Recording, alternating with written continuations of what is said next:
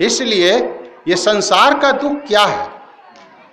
संसार का दुख है, रामायण में एक चर्चा आई है, दैहिक दैविक भौतिक ताप। 3 प्रकार के ताप बताया गया। ताप मतलब ही होता है दुख। ये और ये दुख किसी को नहीं, ऐसा नहीं, सबको है। कबीर साहब ने कहा ना, यही दुख व्यापी रहा संसार। जो दुख संसार में व्याप्त है वो कौन सा दुख है? यही दुख है, दैहिक दैविक भौतिक ताप। ये क्या चीज है? तीनों को थोड़ा सा खुलासा कर लेते हैं। दैहिक ताप क्या है? देह मतलब है देह संबंधी ताप। ताप मतलब होता है दुख। 3 प्रकार के दुख है। अब ये दैहिक ताप क्या है? जैसे बुखार हो गया किसी को बुखार हो गया, किसी को रोग हो गया, किसी को कैंसर हो गया, किसी को और कुछ बीमारी हो गई, इसके कारण जो दुख मिलता है इसको दैहिक ताप कहते हैं। और इसी के अंतर्गत आता है मन का दुख। और मन भी तो शरीर के साथ में है। मन का दुख। अब मन का दुख बड़ा खतरनाक है। मन का दुख, किसी ने हमको कुछ नहीं कहा तब भी संदेह कर लिए, अंदर अंदर घुट रहे हैं, अंदर अंदर घुटन कर रहे हैं। ये मन के दुख को, मन को समझाने वाला कौन होगा? कोई संत महात्मा ही उस मन के दुख को निवारण कर सकते हैं। सबसे ज्यादा दुख तो शरीर से ज्यादा दुख मन का ही दुख है। अब देखो ये लड़ रहे हैं ना, मनिज का दुख है, उनका मन अलग है।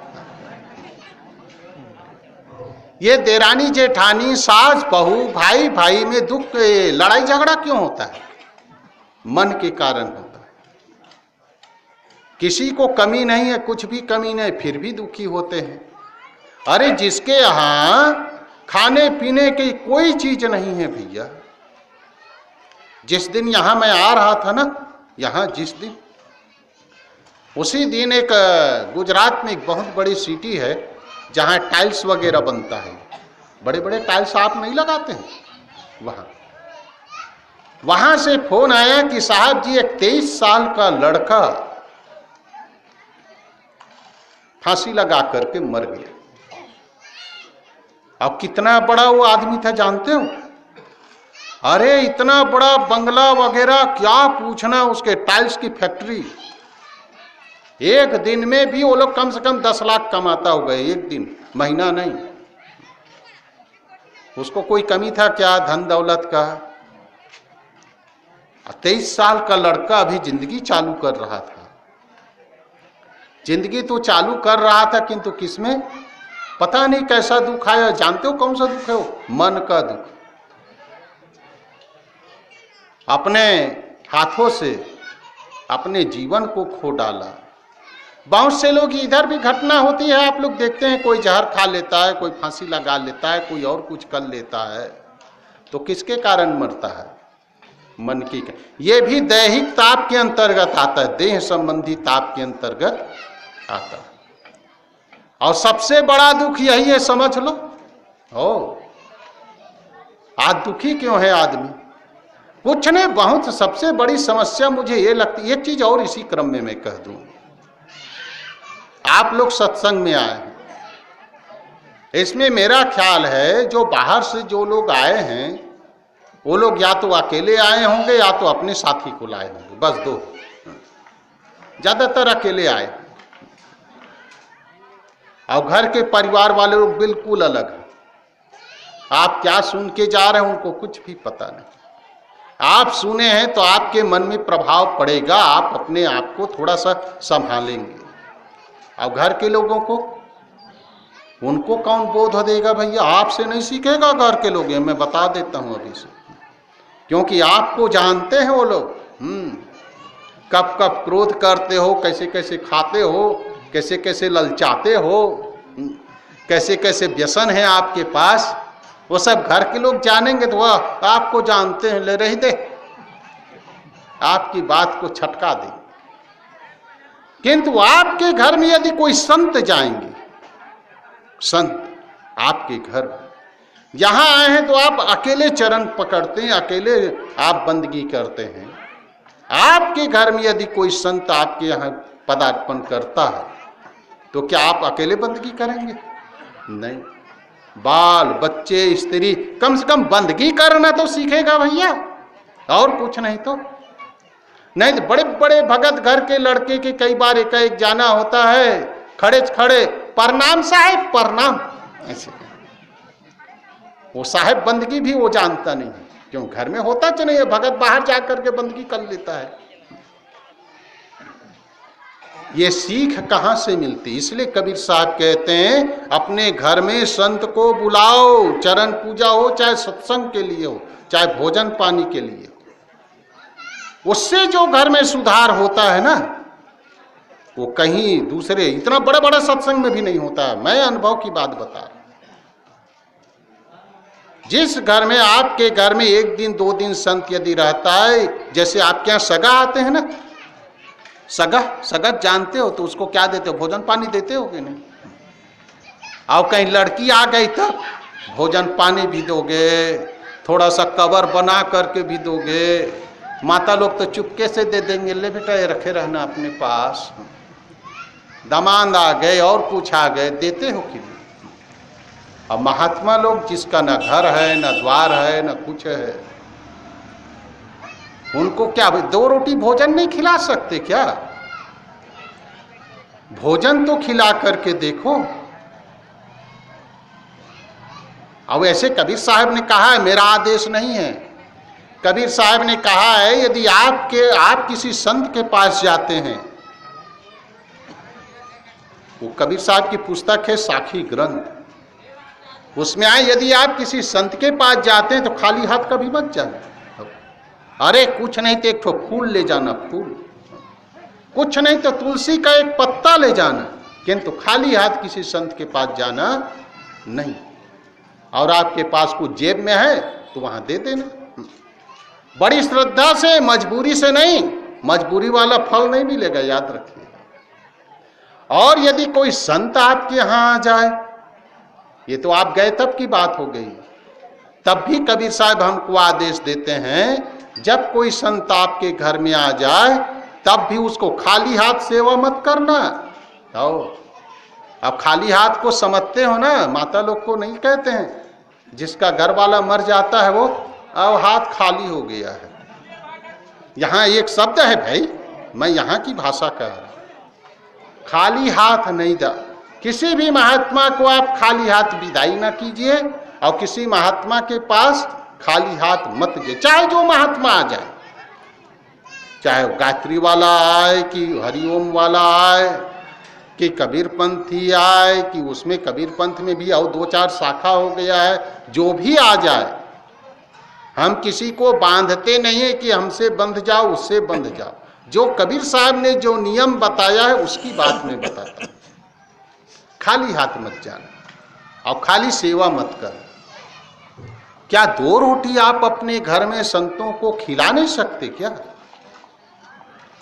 यदि आपके घर में संत आएंगे तो निश्चित रूप से उसका, और कोई आदमी आज तक गरीब नहीं हुआ साधु की सेवा करके, ये मैं गारंटी पूर्वक कह रहा हूं। बल्कि जिनके जिनके घर में साधु संत आते हैं, ज्यादा से ज्यादा जिसके घर में साधु संत आते हैं, उसके घर में ऐसी लक्ष्मी विराजती है क्या पूछो। उस लक्ष्मी को संभालने वाले भी असली लक्ष्मी चाहिए। उसके घर में लक्ष्मी रहती, चाहे सबके घर में लक्ष्मी नहीं रहती, याद रखिएगा। जिसके घर साधु नहीं आएगा तो कौन आएगा? शैतान आएंगे। शैतान समझते हो? कोई बीड़ी पीने वाला आएगा, कोई चिलम भरने वाला आएगा, कोई बोतल चढ़ाने वाला आएगा। और यहाँ तो छत्तीसगढ़ में तो एक 4 साल पहले एक जगह इधर ही सत्संग था धमतरी के पास, तो एक भाई, उसके गांव में मैं 12 साल पहले आया था, उसकी लड़की की छठी थी। तब संजोग ऐसा हुआ वो लड़की का 12 साल हो गया, तो शायद किसी क्लास में पहला नंबर आई थी वो लड़की। तो फिर से हमको बुलाए, साहब जी आप आइएगा, हमारी लड़की एकदम पहला नंबर आए। तो उस गांव में फिर से जाना हुआ। तो गांव से इससे आ रहा था, तब वो कहता है, वो भाई साहब जी ये जो झोपड़ी दिख रहा है उसमें चरणामृत मिलता है। तो मैं कहा ये कौन सा चरणामृत है भाई? हाँ? तो वो था भट्ठा, दारू का भट्ठा। तो अपनी भाषा में वो कहा यहाँ चरणामृत मिलता है। तो संत आपके यहाँ नहीं है, संत आएंगे तो आपको चरणामृत पिलाएंगे, और संत नहीं आएंगे तो भाई भट्ठा वाला चरणामृत पिलाएंगे। संत के चरणामृत पियोगे तो मुक्ति का मार्ग मिलेगा, और वो भट्ठा वाला चरणामृत पियोगे तो नरक का रास्ता मिलेगा। दोनों है, दोनों में नशा है, किंतु एक की नशा थोड़े से उतर जाएगा, जीवन बर्बाद कर देगा, आपके पैसा बर्बाद कर देगा। और संत का चरण धोगे तो जीवन आबाद हो जाए। देखो मैं पैर धोआता नहीं हूं, हाँ, नहीं तो कोई बुला ले और साहब आपने कहा था चरण धोने के लिए, आपको धोना पड़ेगा, धोवाना पड़ेगा, तो ऐसा मजबूर मत करना कोई, मैं चरण नहीं धोवाता हूं। आइए हमारे महात्मा लोगों का धो लेना जितना धोना है। खास बात है, 3 प्रकार के दुख होता है। एक दुख कौन सा है? मन का दुख, तन का, उसी को तन का दुख, मन का दुख, इसको दैहिक ताप कहते हैं। इस ताप से बचना चाहते हो तो कबीर साहब आदेश देते हैं पहले संत को दर्शन करो, संत के पास जाओ, उसकी पुड़िया आपको देंगे। दूसरा दुख क्या है? भौतिक ताप। इसी से शरीर भी छूटता है। हो कोई इसी से सही छूटता है, शरीर में कुछ रोग है या इसी से सही छूट जाता है। एक होता है भौतिक ताप, भौतिक मतलब होता है भूत प्राणियों द्वारा, प्राणियों के द्वारा जो हमको तकलीफ मिलता है उसको भौतिक ताप कहते हैं। जैसे कुत्ता किसी को काट दिया है, किसी को बैल मार दिया, किसी को सर्प काट दिया, किसी को बिच्छू काट दिया, जंगल में गए तो शेर भालू। अब आजकल तो आदमी आदमी को काट रहा है भैया, यहां से जेब से निकाला फट से एक बार में हो, नहीं देख रहे हो कितना? ये सब भौतिक ताप। इससे बचना चाहते हो तो कबीर साहब कहते अपने को बचाना है तो संतों के दरबार में जाइए। ये सब जितने प्राणियों, कोई आत्महत्या भी करता है वो भी भौतिक ताप है। आखिर आप भी एक प्राणी, अपने आप को मारा, एक दूसरे को मारता है, एक खुद को मार डाला, ये सब भौतिक ताप के अंतर्गत आता है। और तीसरा क्या है? दैविक ताप। दैविक ताप मतलब होता, देखिए हमारे ऋषि मुनि लोग, जो प्रकृति है उसको देव कहा था। दैविक ताप मतलब होता है प्रकृति की तरफ से हमको दुख मिलना। जैसे बहुत बरसात हो गई, अभी जैसे पवन नहीं चल रहा है, बिल्कुल हाय हाय हाय हाय कर रहे हैं, तकलीफ हो रही है, ये भौतिक ताप। इस ताप से दुखने के लिए अभी बिजली आएगा, पंखा लगा दो, छुट्टी मिल जाएगी। कई बार भूकंप आ जाता है, भूकंप आता है ना, और उससे कई आदमी दब करके मर जाते हैं। ये सब भौतिक ताप है, ये दैविक ताप है। कई बार बाढ़ इतनी आ जाती है, बाढ़ में बह करके चले जाते हैं लोग। कई बार आप घर में ही बैठे हैं, मकान गिर गया, आग लग गई, मतलब है भौतिक जो पदार्थ है, मिट्टी, पानी, आग, हवा, इससे जो हमको तकलीफ मिलता है इसको दैविक ताप कहा गया है। इससे बचने का उपाय है, बढ़िया से मकान बनाओ। धूप से बचना चाहते हो तो छांव में आ जाओ, बड़े बड़े पेड़ लगाओ। पानी से बचना चाहते हैं तो पानी जहां बहता है उससे दूर रहो। सबसे बचने का उपाय है। कबीर साहब अब यही बता रहे, ऐ जियरा तय अपने दुख ही संहार, यही दुख व्यापी रहा संसार। जिस दुख में सारे संसार के लोग दुखी हैं, हम उससे बच नहीं सकते, याद रखिएगा। उससे बचने का एक ही उपाय है, धर्म का रास्ता। और सदगुरु हमको बताते हैं, माया मोह बंधा सब लोई, अल्प लाभ मूल गौ खोई। सब के सब माया मोह में बंध गए। माया मोह बंधा सब लोई। यहां एक चीज का मैं खुलासा कर, लोई शब्द आया है, लोई। तो कई लोग कहते हैं, ये विद्वान लोग, कि कबीर साहब की स्त्री का नाम था लोई। अब बताओ, ये विद्वान लोग जितने अनाड़ी हैं उतना दुनिया का और लोग अनाड़ी नहीं हो सकते। अब ऐसे पढ़ाई करते हैं स्कूल में, जबकि यहां सब लोई कहा गया। लोई मतलब होता है लोग। अब विद्वान लोग अर्थ करते हैं लोई मतलब स्त्री। अब हुआ कि नहीं गलत? सब लोई कहा है, ये मेरे लोई, ऐसा तो कहा नहीं है यहां। सब लोग, माया मोह बंधा सब लोई। सब के सब माया मोह में बंधे हैं। कुछ न कुछ माया मोह तो है, थोड़े मोड़े माया मोह है। किसी के, कबीर साहब ने कहा है, काहू के हीरा होए बैठी काहू की कौड़ी कानी। किसी के पास हीरा है, बहुत धन संपत्ति है, मतलब हीरा है मतलब, और किसी के पास कौड़ी कानी है, मतलब थोड़े से पैसा है, फिर भी बंधा तो है।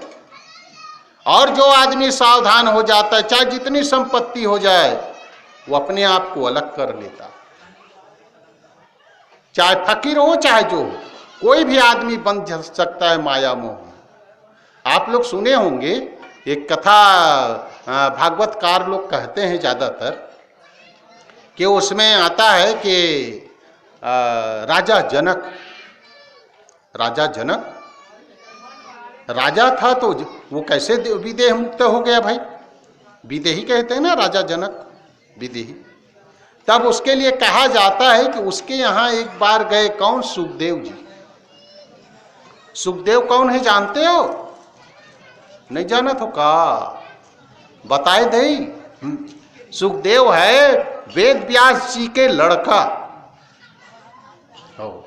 वेद व्यास जी का लड़का सुखदेव जी है। वो वहां उसके यहां गए। किसके यहां? वो सुखदेव के लिए कहा जाता है कि 16 साल तक तो गर्भ से नहीं निकला, संसार में बड़ा दुख है। अब ये महिमा वाली बात हो गई। आप लोग संसारी है भैया, हम लोग तो उससे दूरे हैं, जानते नहीं हैं कितने दिन में गर्भ ठहरता है, कब गर्भ ठहरता है, कब बच्चा पैदा होता है। आप लोग अच्छी तरह से जानते हैं, माँ लोग भी जानते है ना। 16 साल तक कोई पेट में रहता है, ऐसे कहीं सुने हो? अब अंदर में का सुख है भैया? अंदर में कुछ सुख है का? अंदर में भला सुख होता तो वो भी बात अलग है। अंदर में बड़ा एयर कंडीशन है, फर्स्ट क्लास, वहां आसन लगा करके सोया है, ऐसा तो कुछ है नहीं कि अंदर में पड़ा रह गया इतना बड़ा ज्ञानी पुरुष। एक से एक महिमा कह देते हैं लोग, अपना कथा भी चालू कर देते हैं, विवेक नहीं करते। कबीर साहब यही तो विवेक की बात बताते। कोई भी कथा कहे उस पर विवेक करो। विवेक नहीं, विवेक मतलब होता है उसको परखो, चकासो, बात क्या ऐसी हो सकती है क्या? और ऐसी कहीं पर भी घटना नहीं होती है और उसके साथ आप लोग जोड़ते हो तो ये बनावटी बात है। ये सही बात नहीं, मैं नहीं कह रहा हूं। हाँ, कई बार ये मत मेरे ऊपर मत डाल देना। ये मेरे आदि सदगुरु कबीर साहब ने कहा है कि किसी बात को पहले विवेक करो, उसके बाद फिर आगे करो। हाँ, एक जगह कबीर साहब को पूछा एक आदमी ने, एक जिज्ञासु, साहब जी किसके पास बैठना चाहिए हमको? मतलब किन लोगों के पास संगत में रहना चाहिए, किनकी संगत में रहना चाहिए? कोई भी अकेले तो रह नहीं सकता है, अकेले रहेगा तो बम आ जाते हैं ना अकेले, और कोई उसको आदमी चाहिए। तो अकेले रहता नहीं, तो उसने पूछा, साहब जी हमको किसकी संगत करनी चाहिए? इसी बीजक में है, इसी में वो पुड़िया है। तो कबीर साहब ने कहा है कि उसमें देखो, अब ये कहे कि याद भी नहीं आती, क्या करें।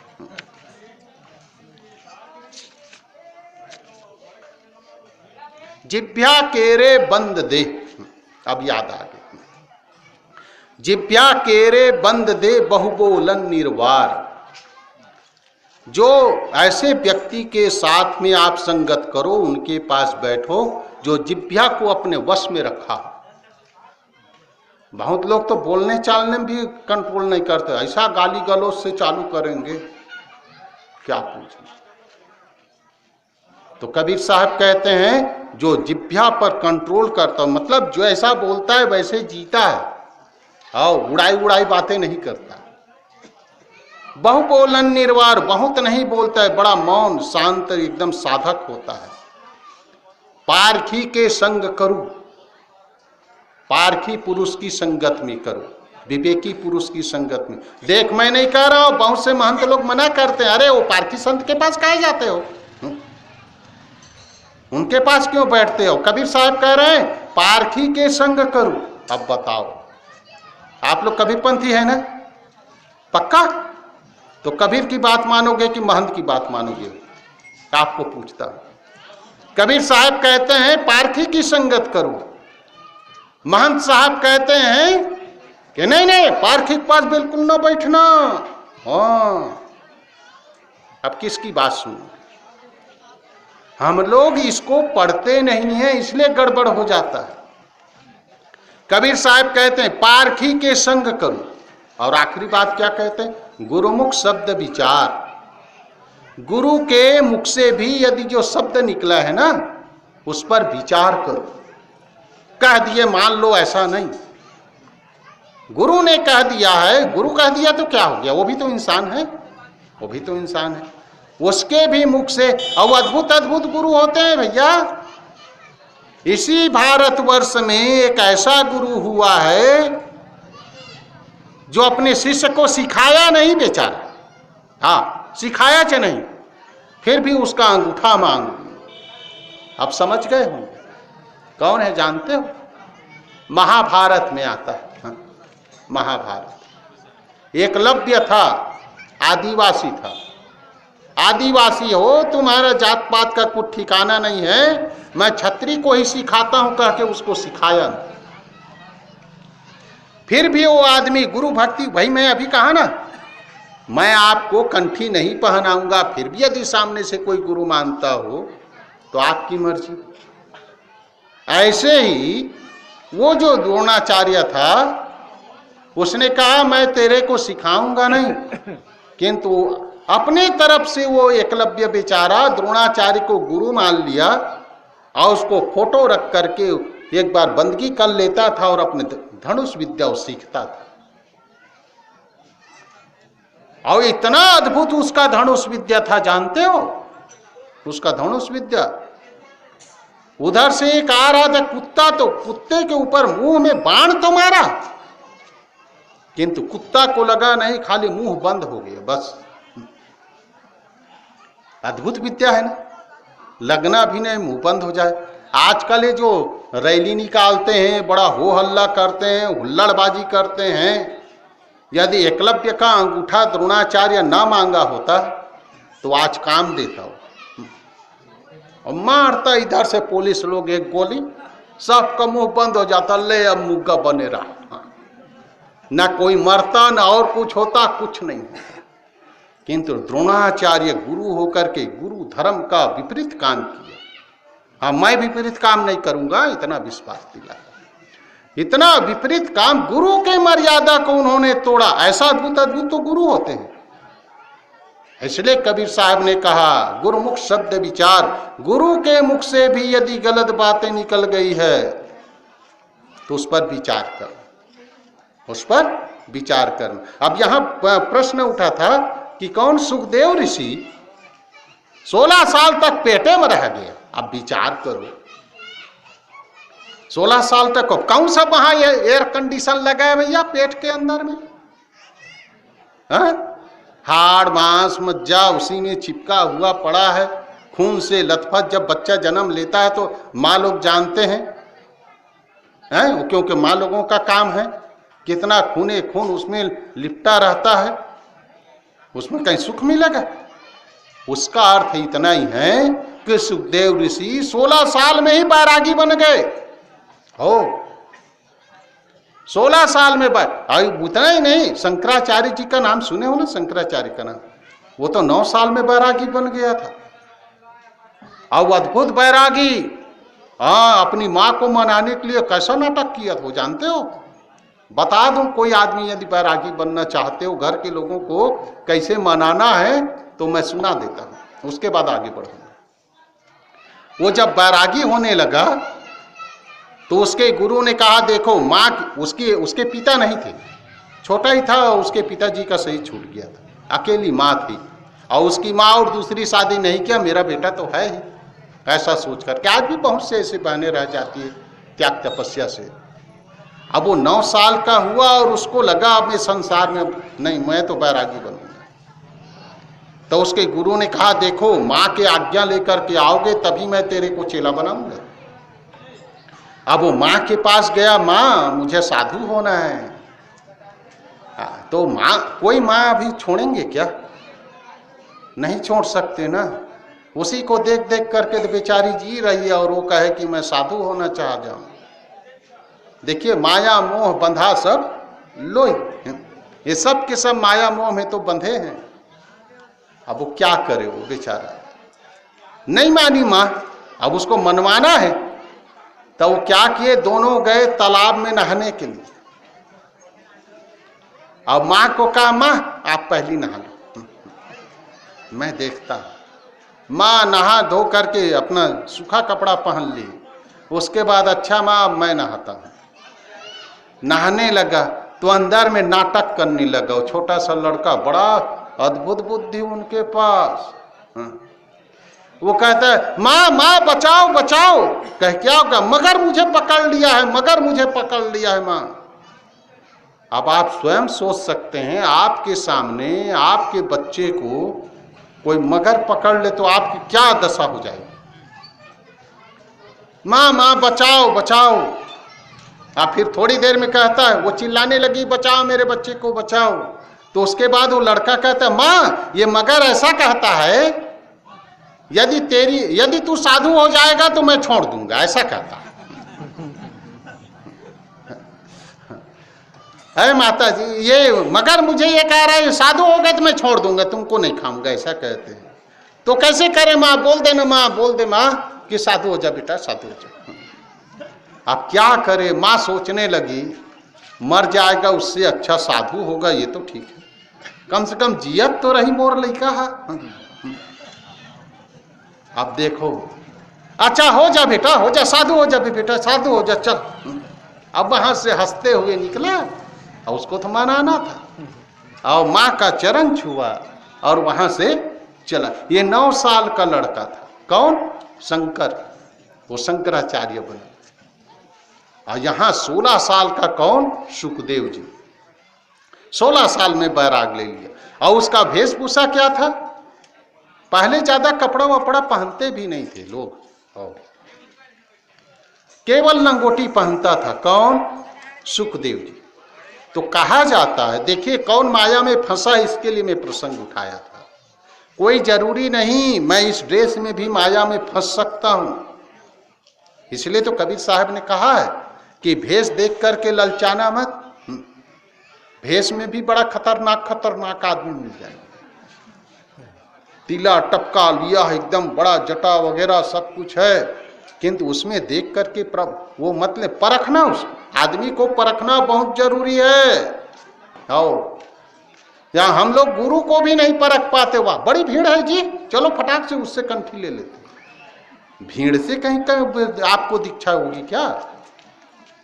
आप लोग कहीं पर शादी करने जाते हैं तो लड़की वाले को परखते हैं, घर वाले को परखते हैं, माँ बाप को परखते हैं, किसके कैसी आदत है, कितना पढ़ा लिखा है, सब परखते हैं, है ना। उसके बाद फिर लड़की देते हैं, लड़की लाते हैं। और गुरु बनाना है भैया, जन्म मरण से छुट्टी पाने के लिए गुरु बनाना है। अब कुछ भी नहीं परखोगे, हाँ ऐसे ही आप कर लोगे। अब देखने हो बड़े बड़े गुरु लोग जेल में जा रहे हैं, हाँ फिर भी पक्षपात आदमी कर रहा है, हमारे गुरु निर्दोष, हमारे गुरु निर्दोष। आपको पता नहीं चल रहा है? जिस बच्चियों के साथ में उन्होंने अत्याचार किया उस बच्ची को जाके तो पूछो। हम परखते नहीं, हम भीड़ में चले जाते हैं और भीड़ के चक्कर में इतना पक्षपात, इतना तो अपने माँ बाप का पक्ष नहीं लेता है कोई आदमी, इतना गुरु पशु बन जाते हैं। गुरु को भी परखो भाई। हमारे कबीर साहब ने कहा है, गुरु समान दाता नहीं, याचक शिष्य समान। गुरु के समान सचमुच कोई दाता नहीं हो सकता है, और उसके सचमुच सही गुरु है तो उसके चरणों में पड़ जाओ, तेरा कल्याण हो जाएगा। किंतु गुरु भी कैसे होते हैं इसका भी परख कबीर साहब ने बताया। गुरुवा तो सस्ते भया कौड़ी अर्थ 50, अपने तन की सुध नहीं शिष्य करण की आस। 50 पैसा में भी गुरु मिल जाता है। वृंदावन बिहारी लाल की जय। ऐसे ऐसे तो गुरु मिल जाए, 50 पैसा चढ़ा दो बस, लोभ में गुरु मिल जाते हैं। इसी बीजक में एक से एक साखी आया है, हंसा मोती बिकानिया कंचन थार भराए, जो जाको मरम न जाने सो ताको काह कराए। ये गुरु के लिए ही है। हंसा मोती बिकानी है हंस। देखिए कबीर साहब हमको हंस भी कहा। हंस का काम क्या क्या है? वो मानसरोवर में रहता है, मोती चुगता है, बड़ा निर्मल सरोवर में रहता है, निर्मल जगह रहता है, उसका कपड़ा, उसका जो शरीर एकदम सफेद रहता है, बहुत मुलायम बोलता है। ये हंस का रहना। और खास उसके पहचान क्या है? नीर और क्षीर को एक में मिला दिया जाए तो नीर को अलग, नीर मतलब पानी और क्षीर मतलब दूध, दूध और पानी को अलग अलग कर देता है। वो हंस से कबीर साहब हमको तुलना करते हैं, अरे तू हंस है हंस। अपने आप को परखो। किंतु एक हंस था, वो क्या किया? हंसा मोती बिकानिया, मोती मतलब उसका खुराक, बड़ा स्वर्ग जाना है, अब खूब वहां जा करके खूब आनंद मनाएंगे, ऐसा सोच करके गुरु के पास जा करके बिक जाता है, अपने आप को बेच देता है और उसको क्या क्या समर्पित करता है। आगे साहब कहते हैं कंचन थार भराए। कंचन मतलब होता है सोना और थार मतलब होता है थाली। सोने की थाली में भर करके उसको भेंट करता है। अब सोने की थाली में क्या भरेगा भैया? वो तो सोना है, सोना का थाली। हम लोग क्या है, स्टील और कांचा का थाली लाते हैं, क्या ले जाते हैं? प्रसाद ले गए, फूल ले गए, थोड़ा कागज का नोट ले गए, किंतु भर के नहीं देते हैं, एक दो ठो डाल देते हैं। किंतु यहाँ कबीर साहब कहते हैं भर के जाते हैं, किसके पास? गुरु के पास। तो सोना के थाली है, इसका मतलब उसमें क्या भरा है? हीरा मोती पन्ना जितने नग होता है ना, हो सिक्का पूरा भर करके हम गुरु के पास समर्पित करते हैं। आपकी कबीर साहब यहाँ कह रहे हैं भगत तुम बहुत बढ़िया हो यार, ऐ हंस तुम इतने सुंदर हो कि पूछो मत, तुम्हारे में इतना सुंदर समर्पण भावना है गुरु के प्रति, क्या पूछना यार। किंतु उसका गैर लाभ उठा रहा है आपके गुरु। नीचे साखी देखिए, नीचे के लाइन, जो जाको मरम न जाने, वो खुदे मरम नहीं जान रहा है तो आपको क्या बताएगा मेरे हंस। ऐ मेरे हंस, जो गुरु खुदे नहीं जानता है, खुद तंबाकू खा रहा है, खुद बीड़ी पी रहा है, खुद गांजे का चिलम लटका रहा है, खुद अनाप शनाप बातें कर रहा है, खूब अनाप शनाप कर्म कर रहा है, वह आदमी आपको क्या सिखाएगा यार। यहां कबीर साहब खंडन भी करते हैं गुरु का। गुरु की जितनी महिमा कबीर साहब देते हैं उतना है उसके परख करने की भी हमको शक्ति देते। परखो परखो परखो, हम परखते नहीं हैं यहां पर। इसलिए मैं जो बताया ना, कौन किसका अभी कथा चल रही थी, सुखदेव मुनि का लंगोटी पहना है बेचारा, किसके यहां गया? राजा जनक के दरबार में जाता है और वहां जाकर के पूछता है, अरे राजा तू इतना बड़ा राजा, राजकाज कितना हो चारों तरफ हो रहा है, और तू विदेही कैसे हो गया यार, माया मोह से मुक्त कैसे हो गए? देखिए अलग अलग नेता होते हैं, बहुत से नेता ऐसे हैं एक ही बार मंत्री बन गए तो 7 पुरखा तक खा नहीं सकते, इतना इकट्ठा कर लेते हैं। देखिए मैं भाजपा वाला नहीं हूं, फिर भी जो अभी है उसकी बात कर देता हूं। हमारे नरेंद्र मोदी जी 14 साल तक वहां मुख्यमंत्री रहे और यहां भी रहे, अपने लिए एक मकान भी नहीं बनाया, मकान भी नहीं बनाया। किस पार्टी का ये मैं नहीं देखता हूं, आदमी को तो परखो। ऐसे उस समय कौन था, उस समय कौन था? राजा जनक, उसके पास सब कुछ था, किंतु अब उसको परखाने के लिए क्या घटना घट गई, जहां जैसे मुझे निवास नहीं दिया है, अभी कपड़ा फैला के मैं भी आया हूं, तो ऐसे कपड़ा फैलाया हुआ था, तो वो तो खाली लंगोटी पहनते थे, हम लोग तो पूरा शरीर को ढकते हैं, वहीं पर उसका लंगोटी सुखा रहे थे। इतने में आकर के एक सूचना देता है, राजा साहब आपके अमुक इलाका में आग लग गई। अब राजा जनक कैसे है बैठा है, सुखदेव भागा, अरे मेरी लंगोटी वहां है भैया, लंगोटी जल जाएगा तो फिर कल नहाऊंगा तो क्या पहनूंगा।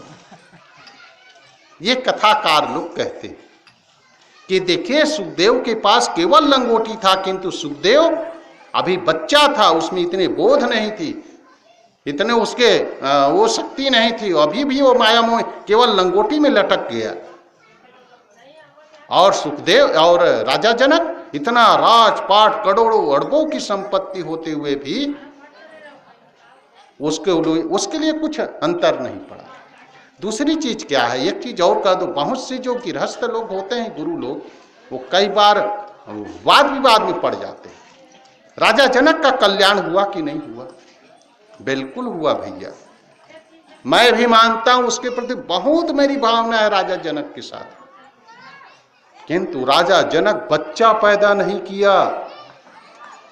आप तो लाइन लगा दी है, 1 दर्जन बच्चा है, और राजा जनक से अपने आप को तुलना करते हो। यहां कोई आदमी आ करके चाहे जितना बड़ा हो, अपने आप को कहे कि मैं कबीर साहब हूं, तब मैं उससे बड़ा दुश्मन और को नहीं हो सकता। कहां मेरे सदगुरु कबीर साहब इतना, और अपने 2 कौड़ी का आदमी, उनसे आप अपने आप को तुलना करते हो। शर्म भी आनी चाहिए तेरे को। कहां राजा जनक जो इतने राज रानियां, कई रानियों के साथ में शादी किया, किंतु संसार नहीं भोगा, याद रखना, बच्चा पैदा नहीं किया। किसी ने कहा बच्चा तो होना चाहिए, तो सीता को गोद ले लिया। कई लोग कह देते हैं खेत में मिल गया, चाहे जहां मिला, सीता का पालन पोषण किया, किंतु अपने कोख से पैदा नहीं। है इतनी साधना तेरे में? परखो परखो परखो, इतनी साधना नहीं है और अपने आप को जनक कहने लग गए, उसका कल्याण हो। पहले वैसे बनो ना, मैं आपका चरण पूजने के लिए तैयार। हम बनते नहीं हैं, उदाहरण बड़े बड़े लोगों का दे देते हैं। कोई गरीब आदमी से मित्रता हो तो कोई नहीं बताएंगे, हाँ? और नरेंद्र मोदी को कोई देखा, खाली देखा हो, अरे मेरा तो उनसे बड़ा संबंध है, बोलो क्या काम है, ऐसा डींग मारेंगे। डींग हाँकने से कल्याण होने वाला नहीं है। कबीर साहब कहते हैं माया मोह बंधा सब लोग, सब के सब माया मोह में बंध। मैं भी बंधा हूं भैया, मैं अपने आप को मुक्त नहीं मानता हूं, मुझे भी कुछ जरूरत होती है, हाँ, किंतु इतना निश्चित है, पहले जो मेरा मन कहता था, ये मैं ईमानदारी से कह रहा हूं, पहले जो मेरा मन कहता था वो मन आज नहीं। मेरे मन को मैं पढ़ता हूं, मेरे दिल को मैं पढ़ता हूं, और उसी को साधु कहते हैं, उसी को साधक कहते हैं। आप भक्ति करते हैं, कितने साल से भगत बने हैं? किसी को 10 साल हो गया, किसी को 20 साल हो गया, किसी को आप पुरखे से चालू है। अपने मन को पढ़ते हो। देखिए आप भी भगत हैं, मैं भी भगत हूं। भगत मतलब मैं भी सदगुरु का भगत हूं, आप भी सदगुरु के भगत हैं। हम दोनों भक्तिवान हैं, मेरा रास्ता अलग है। अब मेरा रास्ता इतना क्यों हो गया बताते हो? इसका आप लोगों का बहुत बड़ा देन है। मैं आप लोगों का क्या उपकार मानूं भाई? आप लोग मुझे रोटी देते हैं, आप लोग मुझे कपड़ा देते हैं, आप लोग मुझे रहने की जगह देते हैं, आप लोग मुझे आने जाने का भाड़ा देते हैं, इसलिए मुझे नौकरी धंधा करना नहीं पड़ता। और ये सब नहीं करते तो मुझे भी 8 घंटा ड्यूटी निभाना पड़ता। उस 8 घंटा जो काम मैं करता हूं, इसलिए महाभारत भागवत में एक आया है कि जो किसी साधु को यदि आप रोटी देते हो, कपड़ा देते हो, उसके जीवन निर्वाह की चीजें देते हो, उस समय में वो महात्मा जितने साधना करता है उसका 50% आपके फल में जाता है, क्योंकि आपके कारण मैं खाली बैठा हूं ना। आप लोग ये सब नहीं करते तब आज तक आप लोग सुने होंगे गुरु महिमा, गुरु महिमा, गुरु महिमा। मैं आज शिष्य महिमा बताता हूं। शिष्य के भी बहुत बड़ी महिमा है। आप लोग कहीं पर सुने हो? गुरु चालीसा तो आपने सुना होगा। गुरु के नाम से एक आपको शास्त्र मिलेगा, शिष्य के नाम से कहीं पर है? यदि शिष्य लोग गुरु को नाम सेवा करे तो कहाँ गुरु बने? कोई मेरा चेला ना बने तो मैं गुरु कहलाऊंगा? नहीं। तो शुरू कहाँ से होता है? शिष्य से शुरू होता है। आप लोग इतनी सेवा करते हैं संतों का, महात्माओं का, उसको बिल्कुल मुक्त रखते हैं व्यवहारिक कामों से। क्या आप लोगों का कल्याण नहीं होगा भैया? आप लोगों का भी होगा, किंतु कौन कितना बंधा है इसको परखना पड़ेगा। आपको भी परखना पड़ेगा। हो, अपने आप को परखो। यदि नहीं परखोगे तो काम नहीं चलेगा। पहले आज से 10 साल पहले जब आप कंठी नहीं लिए थे, अब कंठी लेने के बाद कुछ परिवर्तन हुआ कि वैसे वैसे छोड़ लिया? हम तो कंठी बांध लिए, बस हो गया हमारा काम। अभी भी स्त्री से उतना ही लड़ रहे हो। कई लोग देखिए, बहुत से जगह ऐसे हमारे पास फरियाद आता है, वो साहब जी आपके जो भगत है ना उसको समझा दो, ऐसा कहते हैं। घर में किसी घर में जाओ ना, हाँ, तो घर की औरत कहते हैं बेचारी जो कभी सत्संग नहीं करती, साहब जी वो जो आपका भगत है उसको समझा दीजिए। क्या समझाऊं माता जी? आ करके हमको लड़ाई करते हैं। क्या यही सुनाते हो क्या उनको?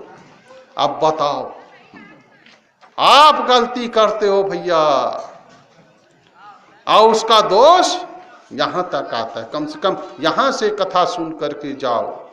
आज कम से कम अभी तक नहीं सोचे हो तो कोई बात नहीं, आज सोच लेना। यहां से जब कथा सुन करके जाओ तो घर में थोड़ा विनम्रता से तो बात कर लेना। बच्चे से बात कर, बच्चा बच्चा है, उस पर क्रोध कभी मत करना, थप्पड़ कभी न उठाना। स्त्री है, उसके आप स्वभाव को जानते हो। 1 साल नहीं जाने, 2 साल नहीं जाने और सब कर डाले। अभी तक उसके स्वभाव को नहीं समझा। जब उसके स्वभाव को समझ गए हो तब उसको जहां से वो चिढ़ती है, आए माता लोगों को भी बता दूं, आप लोग शादी करके इतने साल निभा डाले, बाल बच्चे हो गए, नाती पोते हो गए, फिर भी मुंह फूलाए बैठे हो बाबा जी से। उसको परखो थोड़ा, यहां से जाओ। तब जिस बात से वो चिढ़ता है और जिस बात से चिढ़ती है, देखो इधर चिढ़ती शब्द कह रहा हूं, इधर चिढ़ता है कह रहा हूं, उसको परखो तो एक बार। और चिढ़ने वाला बात मत करना, तब तो मैं मानूंगा कि आप लोग यहां मुझे सत्संग के लिए बुलाए हो और वो सफल है, तब सफल है। कितना बड़ा मंडप बांधे हो, कितना बड़ा माइक लगाए हो, कितना हमको पूजा भेंट करते हो, ये सफलता नहीं। सफलता ये है कि यहाँ से जाने, हमारी ये बिटिया जो बैठी है, याद रखना, घर में जाना तो भाई से, माँ से, पिता से कोई फरियाद नहीं आनी चाहिए, तब तो सुनने का अर्थ है। सही कह रहा हूँ कि नहीं? बने का हाथ हो ना, है? बने का हाथ हो कि नहीं माता? हाँ, तब ये फरियाद नहीं आना चाहिए घर में, तब हम मानेंगे कि आप कथा सुनते हैं। सब कोई माया मोह में बंधे हैं। माया मोह बंधा सब लोई, अल्प लाभ मूल गौ खोए। थोड़े थोड़े लाभ है। कबीर साहब नहीं कहते कि लाभ नहीं है, किंतु थोड़े लाभ में हम ज्यादा कमाने के चक्कर में पड़ जाते हैं और लोगों को धोखा देना चालू कर देते हैं। लोगों को धोखा देना ये गलत है। इसलिए कबीर साहब का जो संदेश है उसको सुनो। भाई मैं समय से ज़्यादा बोल रहा हूँ, अब बिल्कुल अब मैं 2-5 मिनट में बंद कर देता हूँ। मैं आप लोगों से माफ़ी चाहता हूँ कि मैं समय देख नहीं पाया, थोड़ा ज़्यादा हो गया फिर भी और पूरा पद तो कहने के लिए तो फिर और दूसरा जन्म लेना पड़ेगा, किंतु खास बातें हैं यहाँ। कबीर साहब कहते हैं कि माया मोह बंधा सब लोई, अल्प लाभ मूल गौ खोई, मोर तोर में सबे बिगुरचा। ये मेरा है ये तेरा है, ऐसी के चक्कर में सब के सब बिगुरचा मतलब होता है उलझ जाना। जैसे बहुत से आप कई बार रस्सी बांधने के लिए नहीं जाते हैं और रस्सी एक में इधर उधर हो जाता है, उसको हम लोगों का ज़्यादा अभ्यास है। यहाँ आए तो यहाँ रस्सी बांधे, वहाँ दूसरे गांव जाएंगे तो वहाँ रस्सी बांधेंगे, तो रस्सी जितनी लंबी होती है उतनी उलझती है। ऐसे ही जितना आपका लंबा परिवार उतना उलझन ज़्यादा होगा, याद रखिएगा। इसलिए परिवार बढ़ाने में थोड़ा सावधानी रखना है। बहुत लोग तो बड़ी लंबी लंबी लाइन करते आए, हमारी बात ना मानो तो गवर्नमेंट की बात मान लो, किंतु आपे सुखी रहो, सुख के रास्ता के लिए। तो मोर तोर में ये मेरा है ये तेरा है, ये मेरा गुरु है ये तेरा गुरु है, मेरा चेला है वो तेरा चेला है, ये मेरा इलाका है वो दूसरे का इलाका है। हमारे महंत लोग आते हैं, इस इलाका का जो महंत है उसके चेले के यहाँ आरती पूजा कोई दूसरा महंत आके कर देगा, तब क्या दशा होगी भैया? तब कल्याण होगा कि नहीं? हाँ, हम लोग तो जानते नहीं, किंतु सुना हूं कि इसका भी प्रतिबंध है। हाँ, दूसरे चेला में दूसरा घूस कूद का ना मारना, उसमें सबका अलग अलग है। तो इस तरह से मेरा तेरा के चक्कर में हम माया मोह में बंधे हुए हैं। इस माया मोह से छूटना है तो इस अमृत की पुड़िया को घर में बसाओ, कबीर साहब के साहित्य पढ़ो, कबीर साहब की वाणी पढ़ो। हम इतना हम कह देते हैं, हम किसी पक्षपात की बात नहीं करते हैं। हमारे कबीर साहब ने किसी का पक्ष नहीं लिया, चाहे अपने घर की हो चाहे दूसरे की घर की हो। पक्षपात नहीं, बचन सबन की हित की भाखी, ये कबीर साहब के लिए कहा गया। पक्षपात कबीर साहब नहीं किए, सबके हित की बात कहते हैं और हित की बात यहाँ भी सुनेंगे। आज की बात मैं यही पूरा करता हूँ। आप लोग बहुत ध्यानपूर्वक मेरी बातों को सुना। अभी तक पावर नहीं आया, ये पावर वाले